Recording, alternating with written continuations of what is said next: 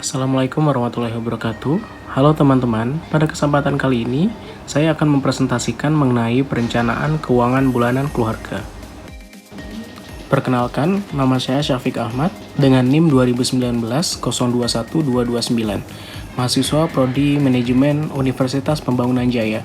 Tujuan dari presentasi ini dibuat untuk memenuhi tugas UAS mata kuliah Pengelolaan Keuangan Individu, dosen Dr. Endang Pitaloka, ME. Membuat anggaran pengeluaran bulanan merupakan suatu yang kita perlukan dan harus dibuat setiap bulannya, agar tidak besar pasak daripada tiang setiap bulannya, atau lebih banyak pengeluaran daripada pemasukan. Berikut saya akan memberitahu cara membuat anggaran pengeluaran bulanan. Yang pertama, jumlahkan semua pendapatan.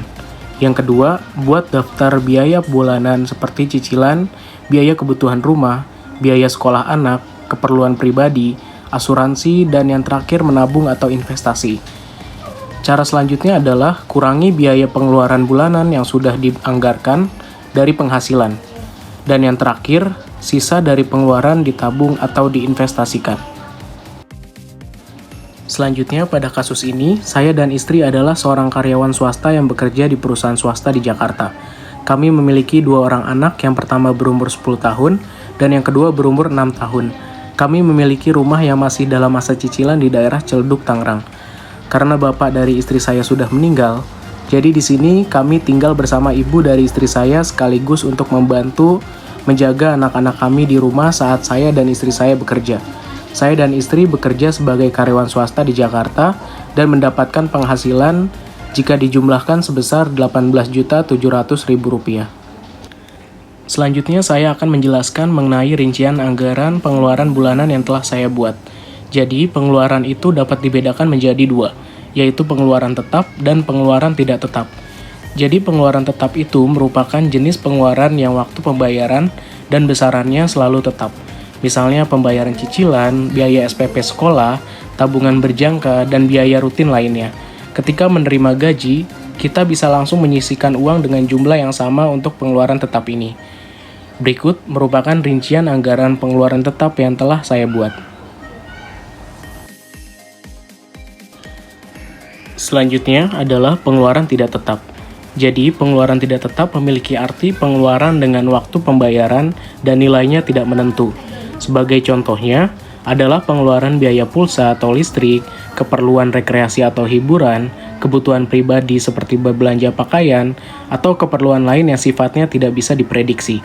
Berikut merupakan rincian anggaran pengeluaran tidak tetap yang telah saya buat.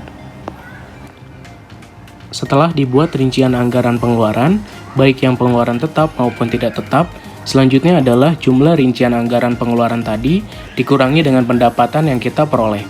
Di sini saya dan istri memiliki pendapatan Rp18.700.000 sebulan, dan rincian anggaran pengeluaran yang telah dibuat sebelumnya sebesar Rp16.377.000. Jadi pendapatan Rp18.700.000 dikurangi dengan pengeluaran Rp16.377.000, hasilnya adalah Rp2.323.000.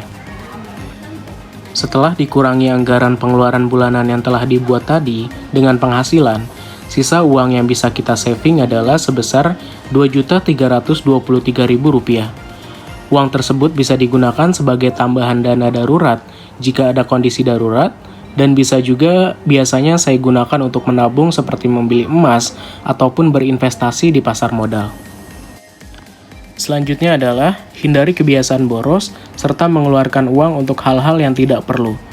Kebiasaan boros akan mengakibatkan seseorang tidak mempunyai simpanan atau tabungan yang bisa digunakan ketika dibutuhkan nantinya. Atur keuangan keluarga sebaik-baiknya, pergunakanlah uang seperlunya, jangan suka menghambur-hamburkan uang untuk hal yang tidak perlu. Semakin kita mengatur pengeluaran keuangan, semakin banyak juga uang yang dapat kita tabung dan dapat digunakan untuk investasi yang nantinya akan sangat berguna untuk keluarga dan anak-anak kita di masa depannya kelak. Sekian presentasi yang dapat saya sampaikan mengenai perencanaan keuangan bulanan keluarga. Kurang lebihnya saya mohon maaf. Wassalamualaikum warahmatullahi wabarakatuh.